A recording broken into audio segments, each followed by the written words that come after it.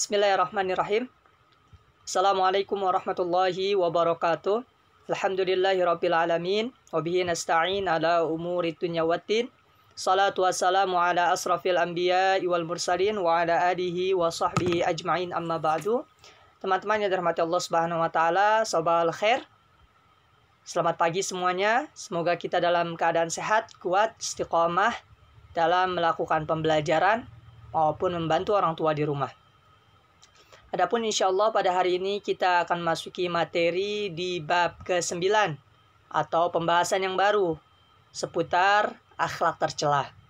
Sudah seharusnya sebagai seorang muslim tidak melakukan hal-hal ini atau akhlak tercela ini. Kak, kenapa kita pelajari? Tentu ini sebagai pelajaran agar kita mengambil pelajaran dari hal-hal tercela ini sehingga kita tidak mencontohkan apalagi melakukannya. Silakan teman-teman dibuka bukunya di halaman ke-116. Tentu ada banyak akhlak tercela.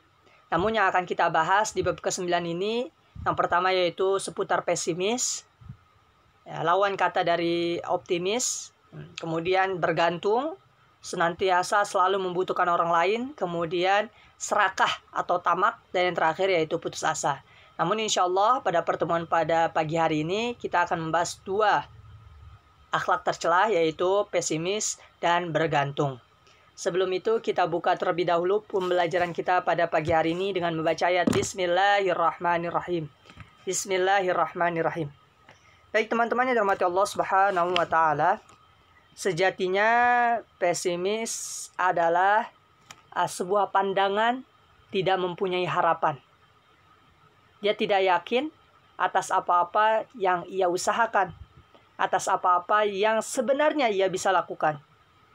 Biasanya ciri-ciri orang pesimis itu, dia mengatakan bahwasanya ia tidak mampu, dia yakin bahwasanya ia tidak mampu, ia selalu ragu dalam melakukan hal-hal, kemudian dia selalu rendah diri. Ya, rendah diri itu berbeda dengan rendah hati, teman-teman. Rendah diri ini merupakan hal yang tidak bagus.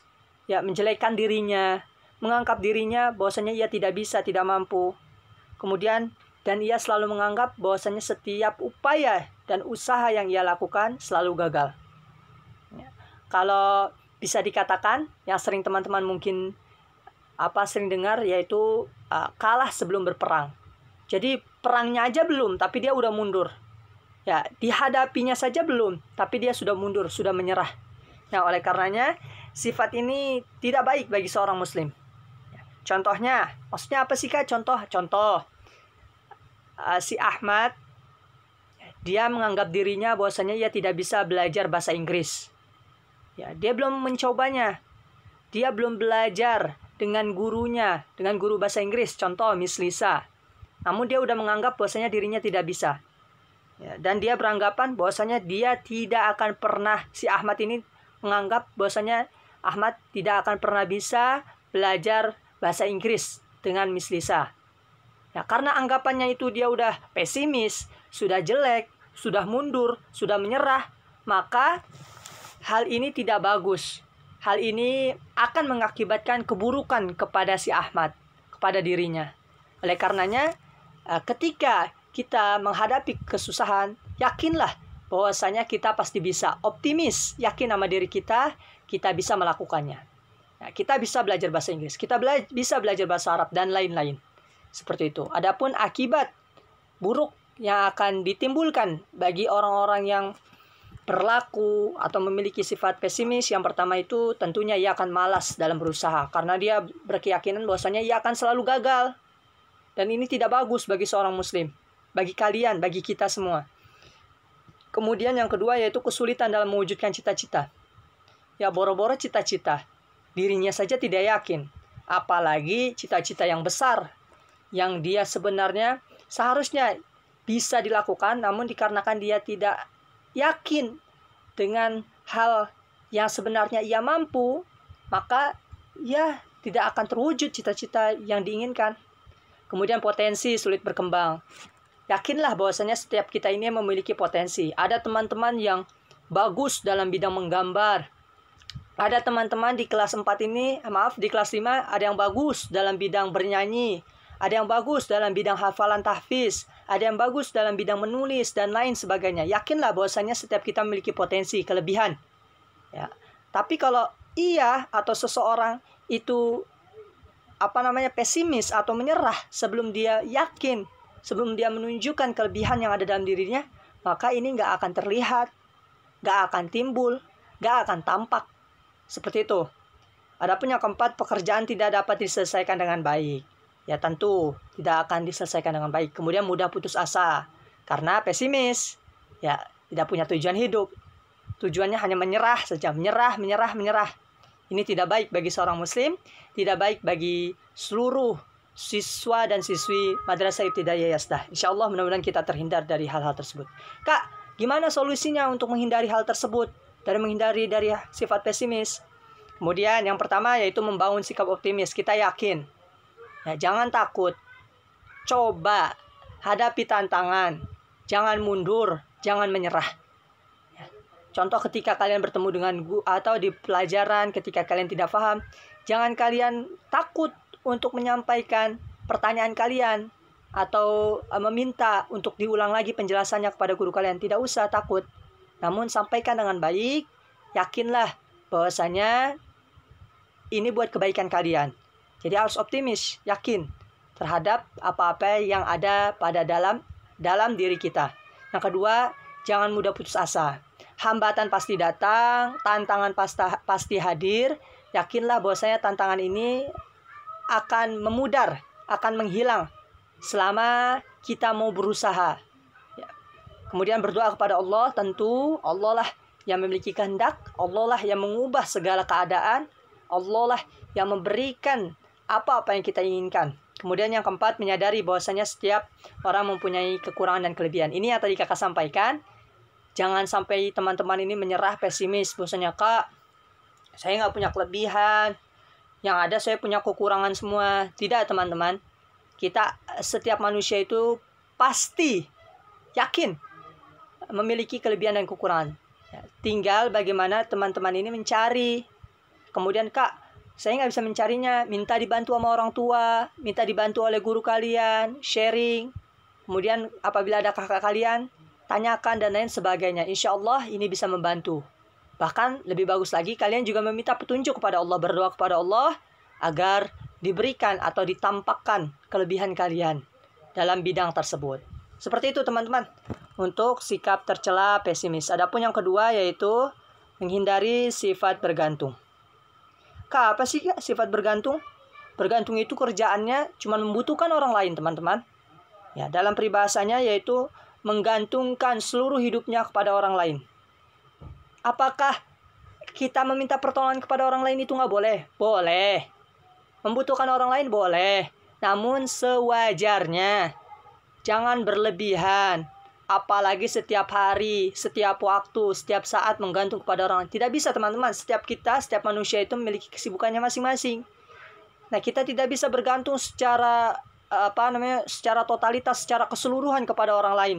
Karena setiap orang memiliki kewajibannya masing-masing, memiliki kesibukannya masing-masing. Ya.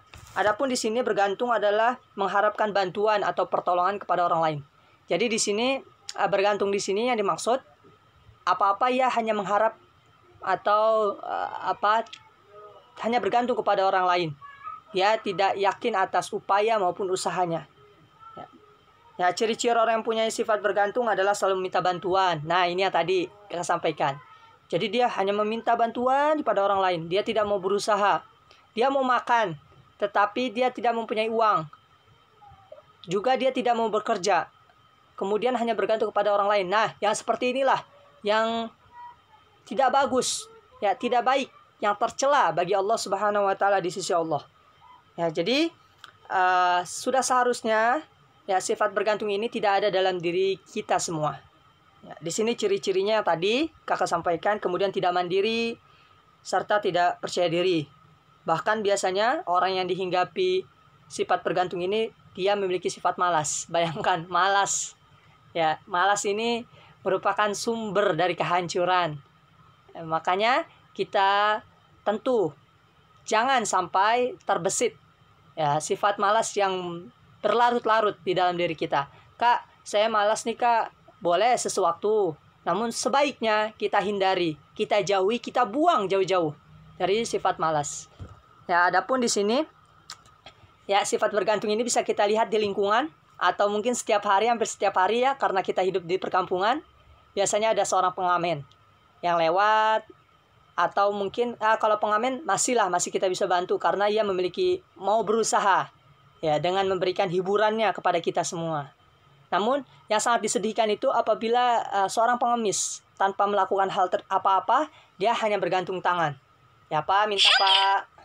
Pak, minta Pak. Nah, inilah yang dikatakan pengemis. Apalagi pengemisnya ini dia masih muda. Seharusnya masa-masa muda itu ia lakukan untuk bekerja keras, yang seharusnya seperti itu, tapi ia malah gunakan untuk minta-minta. Sejatinya ini hal yang tidak bagus. Bahkan nantinya akan dipertanggungjawabkan oleh Allah Subhanahu wa taala. Ya, nauzubillah min zalik. Kita berlindung dari hal-hal tersebut. Ya, dan kita yakinlah bahwasanya seharusnya tempat kita bergantung itu hanya kepada Allah. Ya, karena di sini dalam firman-Nya Allahus Samad. Hanya Allah lah tempat bergantung bagi seluruh manusia. Ya, adapun dampak bagi seseorang yang bergantung, tentu ia akan senantiasa berharap kepada orang lain. Jadi dia tidak mau melakukan atas usahanya sendiri. Hanya orang lain saja minta bantuan. Kemudian tidak punya harga diri tentu, karena ia hanya minta-minta dan akan dipandang jelek oleh masyarakat. Kemudian selalu diremehkan dan dibenci pastinya. Tidak memiliki semangat belajar karena dia yakinnya dengan kemampuan orang lain saja, tidak yakin dengan kemampuan dirinya.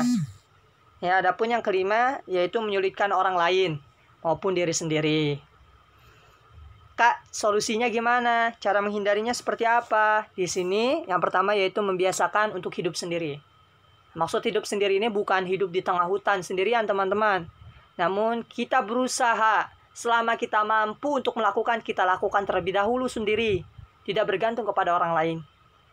Kemudian menumbuhkan sikap percaya diri, yakin terhadap apa-apa yang Allah berikan. Ya, Allah berikan kelebihan kita maupun kekurangan kita. Kemudian merasa yakin bahwasanya setiap kita memiliki kemampuan untuk dapat menyelesaikan pekerjaannya sendiri. Jadi, kedua sikap tercela ini sudah seharusnya kita menghindari, baik itu pesimis maupun bergantung kepada orang lain. Kita berdoa kepada Allah, semoga kita dijauhkan dari kedua sifat tercela ini. Baik teman-teman yang dirahmati Allah Subhanahu wa taala, Kakak rasa cukup materi kita pada pagi hari ini. Kita tutup dengan membaca ayat Alhamdulillahirabbil alamin. Alhamdulillahirabbil alamin. Kurang lebihnya Kakak mohon maaf. Assalamualaikum warahmatullahi wabarakatuh. Waalaikumsalam warahmatullahi wabarakatuh. Terima kasih.